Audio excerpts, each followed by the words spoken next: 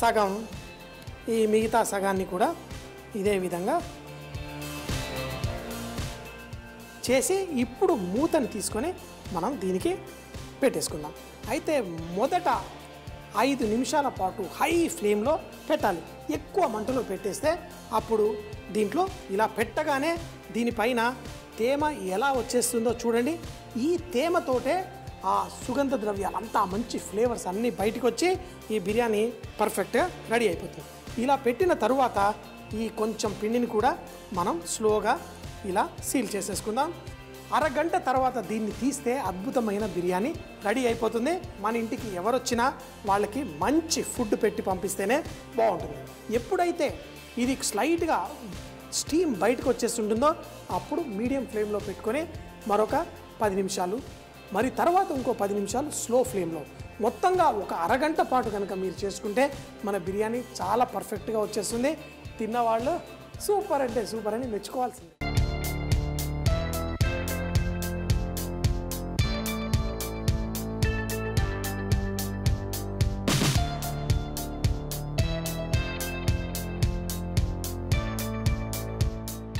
మసాలాదారుగా చక్కగా మనం చేసుకున్న బిర్యానీని మరి ఓపెన్ ససేమి అని చెప్పేసి తీసి మనం ఎంజాయ్ చేద్దాం. దీన్ని కొంచెం అంత కష్టపడి చక్కగా దీన్ని తీస్తూ ఉంటేనే మన రైస్ ఎలా వేసామో అదే విధంగా చక్కగా పలుకులు పలుకులుగా వచ్చేసింది. దీంట్లో మనం వేసిన పిండిని కూడా ఇలా తీసేసి ఇప్పుడు ఈ రైస్ మీకు కింద నుంచి పై వరకు చక్కగా పలుకుల్లా రావాలి. చూడండి, మన చికెన్ ముక్క పర్ఫెక్ట్గా కుక్ అయిపోయింది. అలాగే ఈ రైస్ కూడా మీరు చూస్తే ఇలా పైన రైస్ వేస్తుంటే పలుకులు పలుకులుగా ఎలా ఉందో చూడండి. ఇంకా తినాలి తినాలి అనే విధంగా సూపర్గా తయారైపోయింది. ఇళ్ళల్లో చేసుకున్నప్పుడు ఎంతో చక్కగా పర్ఫెక్ట్గా ఉంటుంది. మరీ ఎక్కువ నూనె వేసి కాకుండా మన రైస్ సూపర్గా ఉంది. ఎంత వేడిగా ఉందంటే ఇలా ముద్ద పెట్టుకోగానే ఆ వేడి కళ్ళల్లోకి వచ్చినట్టు కళ్ళల్లో నీళ్లు తిరిగిపోతున్నాయి. అప్పుడప్పుడు ఇలా మంచి టేస్టీ బిర్యానీ కూడా మనం చేసుకొని తింటే సూపర్గా ఉంటుంది.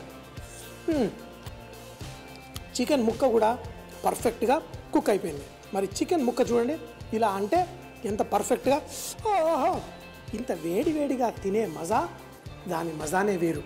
సో మరి మీరు కూడా మంచి బిర్యానీ చేసుకోండి. చక్కగా మసాలాదారుగా చేశాను, ఇలా చేసుకొని తినండి. ఇంత టేస్టీ బిర్యానీ మరెక్కడా దొరకదు. కేవలం మన ఇంట్లో మనం చేసుకుంటేనే ఇంత అద్భుతంగా వస్తుంది. కాబట్టి మీరు కూడా ప్రతి వారం ఏదో రకంగా ఒక బిర్యానీ చూపిస్తూ ఉంటాను, మరి మీరు కూడా చేసుకోండి. మరి దీనికోసం చట్పట్లాడడానికి మనం జీలకర్ర, మిరియాలు, ఆమ్చూర్ పొడి, అలాగే నల్లుప్పు, ఈ 4 కాంబినేషన్తో మార్నింగ్ బ్రేక్ఫాస్ట్లో తింటూ ఉంటే ఎంతో బాగుంటుంది. మరి ఈ 4 కలిపి మనం జీడిపప్పు ఇలాంటివన్నీ వేయించి పొడి చక్కగా వేసి భలే టేస్టీగా చేస్తారు. మిరియాలు, జీలకర్ర, మన ఆమ్చూర్ పొడి, నల్ల ఉప్పుతోటి మన కాలీఫ్లవర్, గోబీ పువ్వు పరాటా.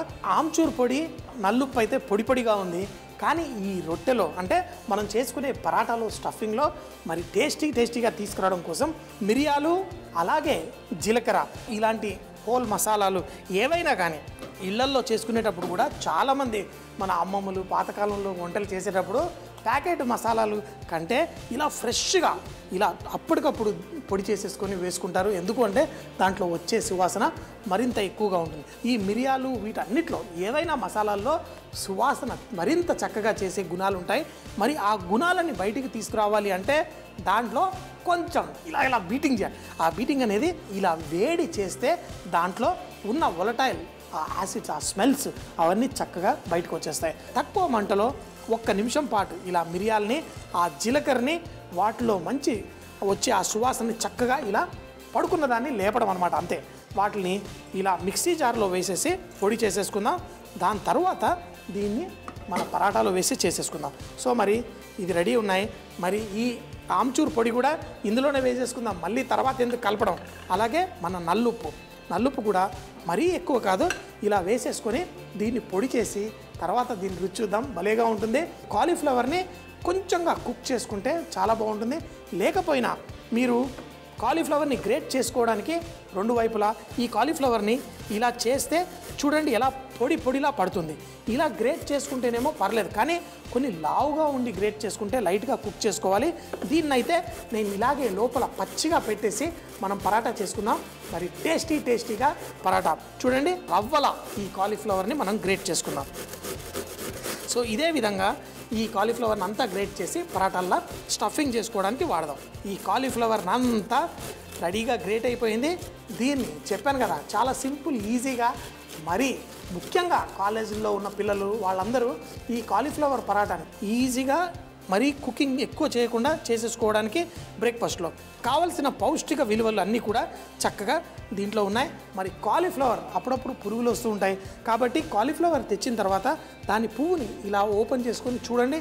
అయితే హోటల్లో మేము ఎప్పుడు ఏం చేస్తామంటే కొన్ని ముక్కలు కోసి ఉప్పు నీళ్ళల్లో వేసేస్తాం, అందులో పురుగులు ఉంటే బయటకు వచ్చేస్తాయి. లేదు అంటే చక్కగా ఇలా గ్రేట్ చేసుకున్న తర్వాత దీన్నే మనం స్టఫింగ్ ఎలా చేసుకోవాలో చూద్దాం. మన కాలీఫ్లవర్ రెడీ అయిపోయింది. అయితే దీంట్లో తేమ, కాలీఫ్లవర్ ఉల్లిపాయలు ఇవన్నిట్లో కొంచెం అంత ఉప్పు పడగానే దీంట్లో నుంచి తేమ బయటకు వచ్చేస్తుంది కదా. ఈ తేమని చక్కగా మనం పిండి కలుపుకోవడానికి వాడుకోవచ్చు. మరి ఇలా పొడి చేసిన మన మిరియాలు, జీలకర్ర, నల్లుప్పు, ఆమ్చూర్ పొడి కొంచెం పుల్లదనాన్ని ఇస్తుంది, దాంట్లో టేస్ట్ మరింత పెంచుతుంది. అట్లా అని చెప్పేసి ఉన్నదంతా వేసేయకండి, ఎందుకంటే మరీ ఎక్కువ అయిపోయింది అనుకోండి మరి దీని టేస్ట్ బాగోదు.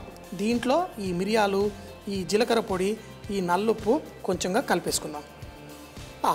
ఇది ఒట్టిగా మజ్జిగలో కొంచెం వేసేసి కలిపి తాగేసామనుకోండి భలేగా ఉంటుంది. సో మజ్జిగలో కూడా కొంచెం వేసి తాగుదాం, ఏముంది మందే కదా షో. చక్కగా ఇలా ఇప్పుడు దీంట్లో మంచి టేస్ట్ వచ్చింది, తగినంత ఉప్పు ఉంది అంతా. మరి దీన్ని స్టఫింగ్ చేసే ముందు దీంట్లో ఉన్న తేమను తీయాలి కాబట్టి దీన్ని కొంచెం సేపు 3-4 నిమిషాల పాటు ఇలా పక్కన పెడితే దాంట్లో ఉప్పు తాకడం వల్ల తేమ బయటకు వచ్చేస్తుంది. ఈ లోపల పరాటాలకి పిండి కలిపేసుకుందాం. దీనికి చపాతీ పిండి, మరి ఇందులో నుంచి ఆ పిండినప్పుడు కొంచెం ఉప్పు వస్తుంది కాబట్టి మరీ ఎక్కువ వేయకండి, కొంచెం. అలాగే దీంట్లో మన ఫార్చ్యూన్ రిఫైన్డ్ సన్ఫ్లవర్ ఆయిల్ నూనె కూడా కొంచెం వేసుకుందాం. ఎందుకంటే మరి సన్ఫ్లవర్ ఆయిల్ చాలా మనకి ఆరోగ్యానికి మంచిది, ఇందులో బోల్డ్ వైటమిన్లు అవన్నీ ఉంటాయి. అలా అని చెప్పి ఎక్కువ నూనె కాదు, కొంచెం నూనె వేసుకోవడం వల్ల పరాటాలు సాఫ్ట్గా వస్తాయి, అంతేకాకుండా చిరక్కుండా కూడా ఉంటాయి. మరి ఎన్నోసార్లు పరాటాలు చేసినప్పుడు రాగిని కూడా మీకు చెప్తుంది ఈ పిండి కలుపుకోవడం చాలా జాగ్రత్తగా కలుపుకోవాలి, అది సాఫ్ట్గా ఉండాలి, అప్పుడే మనకి చిరక్కుండా చక్కగా స్టఫింగ్ లోపల ఉంటుంది. ఇప్పుడు మనం ఇలా కలిపేసుకున్న ఈ కాలీఫ్లవర్ వీటిల్లో ఎక్స్ట్రా నీళ్లు ఉన్నదాన్ని ఇలా దీంట్లో మనం పిండేసుకుంటే అప్పుడు మనం ఈ స్టఫింగ్ మనకి నీళ్లు ఎక్కువగా లేకుండా వచ్చేస్తుంది. ఇదే విధంగా చక్కగా ఇదంతా పిండేసి దీంట్లో ఉన్న తేమని దీంట్లో యాడ్ చేసుకుందాం.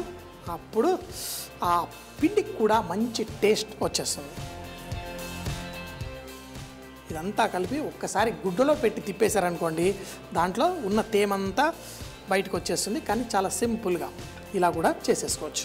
ఒకవేళ మీకు ఇదివరకు కూడా ఎన్నోసార్లు చిట్కాల్లో చూపించాను, మనకి ఇలా పిండిన తర్వాత కూడా ఇందులో నుంచి తేమ బయటకు వచ్చేస్తుంది అని మీకు కొంచెం డౌట్ ఉంటే కనుక దీంట్లో మనం ఓట్స్ కానీ అటుకులు కానీ పొడి చేసేసి ఇందులో వేసుకుంటే పర్ఫెక్ట్గా ఉంటుంది. మన కాలీఫ్లవర్లో పిండేసిన కొన్ని నీళ్లు, ఉప్పు అన్నీ పర్ఫెక్ట్గా ఉన్నాయి. ఇందులో కొన్ని నీళ్లు పోసుకొని మనం చపాతీ పిండి సాఫ్ట్గా, చెప్పాను కదా పిండి మరీ గట్టిగా ఉందనుకోండి దాన్ని రుద్దుకోవడానికి కుదరదు. దీన్ని ఇలా కలిపేసుకుందాం సాఫ్ట్గా. అయితే పిండి కలిపిన తర్వాత పిండిని ఒక 5 నిమిషాల పాటు మనం దాన్ని రెస్ట్ ఇవ్వాలి. మాకే రెస్ట్ దొరకట్లేదు, ఈ చేసుకునే పిండికి కూడా రెస్టా అంటే ఆ రెస్ట్ ఇచ్చినప్పుడే ఇది చక్కగా మనకి స్ప్రెడ్ అవుతుంది.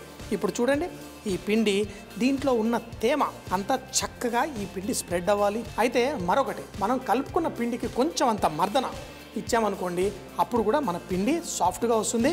ముఖ్యంగా మనం పుల్కాలు, మనం రొట్టెలు చేసుకునేటప్పుడు ఈ పిండికి ఇలా ఇదే పిండిని కూడా మీరు ఇలా చక్కగా మాలిష్ చేసుకొని తర్వాత దీని లోపల మనం స్టఫింగ్ వేసుకుందాం.